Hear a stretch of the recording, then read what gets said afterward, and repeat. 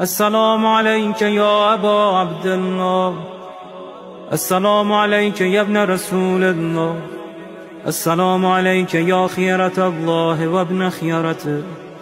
السلام عليك يا ابن أمير المؤمنين وابن سيد الوصيين. السلام عليك يا ابن فاطمة سيدة نساء العالمين. السلام عليك يا ثار الله وابن ثاره والوتر الموتور. السلام عليك وعلى الأرواح التي حلت بفنائك. عليكم مني جميعا سلام الله أبدا ما بقيت وبقي الليل والنهار.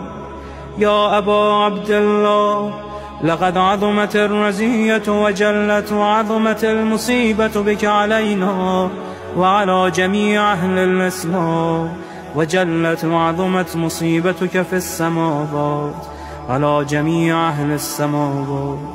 فلعن الله أمة أسست أساس الظلم والجور عليكم أهل البيت، ولعن الله أمة دفعتكم عن مقامكم وأزالتكم عن مراتبكم التي رتبكم الله فيها، ولعن الله أمة قتلتكم، ولعن الله الممهدين لهم بالتمكين من قتالكم.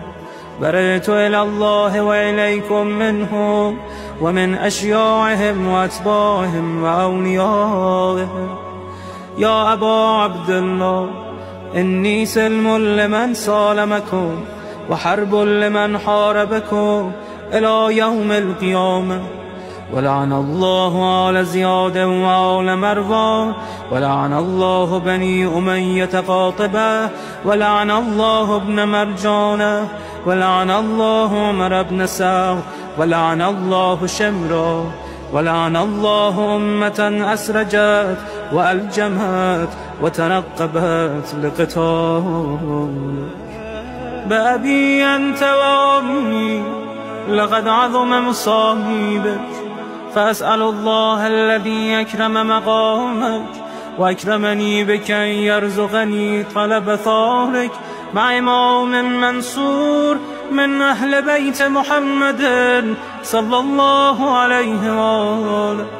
اللهم اجعلني عندك وجيها بالحسين عليه السلام في الدنيا والآخرة. يا أبا عبد الله، إني أتقرب إلى الله وإلى رسوله وإلى أمير المؤمنين وإلى فاطمة وإلى الحسن وإليك بمبالاتك وبالبراءة ممن قاتلك ونسب لك الحرب، وبالبراءة ممن أسس أساس الظلم والجور عليكم، وأبرأ إلى الله وإلى رسوله ممن أسس أساس ذلك وبنى عليه بنيانا وجرى في ظلمه وجوره عليكم وعلى أشيائكم. برئت إلى الله وإليكم منهم، وتقرب إلى الله ثم إليكم بمبالاتكم ومبالاة وليكم، وبالبراءة من أعدائكم والناصبين لكم الحرب، وبالبراءة من أشيائهم وأتباعهم. إني سلم لمن سالمكم وحرب لمن حاربكم وولي لمن والاكم وعدو لمن عاداكم. فأسأل الله الذي أكرمني بمعرفتكم ومعرفة أوليائكم ورزقني البراءة من أعدائكم أن يجعلني معكم في الدنيا والآخرة، وأن يثبتني عندكم قدم صدق في الدنيا والآخرة. وأسأله أن يبلغني المقام المحمود لكم عند الله، وأن يرزقني طلب ثاري مع إمام هدى ظاهر ناطق بالحق منكم.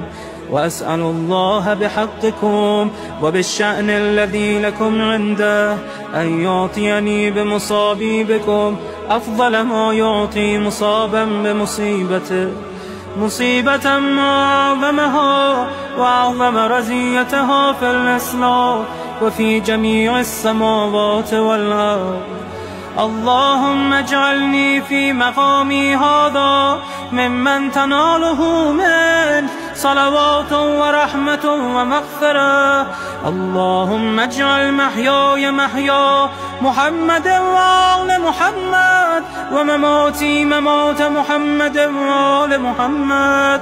اللهم إن هذا يوم تبركت به بنو أمية وابن آكلة الأكباد، اللعين ابن اللعين على لسانك ولسان نبيك صلى الله عليه وآله، في كل موطن وموقف وقف فيه نبيك صلى الله عليه وآله.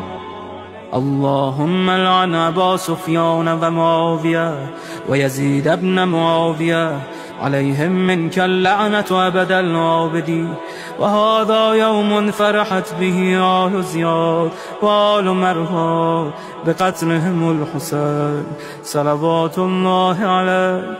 اللهم فضاعف عليهم اللعن منك والعذاب الأليم. اللهم إني أتقرب إليك في هذا اليوم وفي موقفي هذا وأيام حياتي بالبراءة منهم واللعنة عليهم وبالموالاة لنبيك وآل نبيك عليه وعليهم السلام. اللهم لعن أول ظالم ظلم حق محمد وآل محمد، وآخر تابع له على ذلك. اللهم لعن العصابة التي جاهدت الحسين وشايعت وبايعت وتابعت على قتله. اللهم لعنهم جميعا. السلام عليك يا أبا عبد الله، وعلى الأرواح التي حلت بفنائك. عليك مني سلام الله أبدا ما بقيت وبقي الليل والنهار، ولا جعله الله آخر العهد مني لزيارتكم. السلام على الحسين وعلى علي بن الحسين وعلى أولاد الحسين وعلى أصحاب الحسين. اللهم خص أنت أول ظالم باللعن مني، وابدأ به أولا ثم العن الثاني والثالث والرابع. اللهم لعن يزيد خامسا، ولعن عبيد الله بن زياد وابن مرجانة وعمر بن سعد وشمرة وآل أبي سفيان وآل زياد وآل مروان إلى يوم القيامة. اللهم لك الحمد حمد الشاكرين لك على مصابهم. الحمد لله على عظيم رزيتي. اللهم ارزقني شفاعة الحسين يوم الورود، وثبتني قدم صدق عندك مع الحسين وأصحاب الحسين الذين بذلوا وهجهم دون الحسين عليه السلام.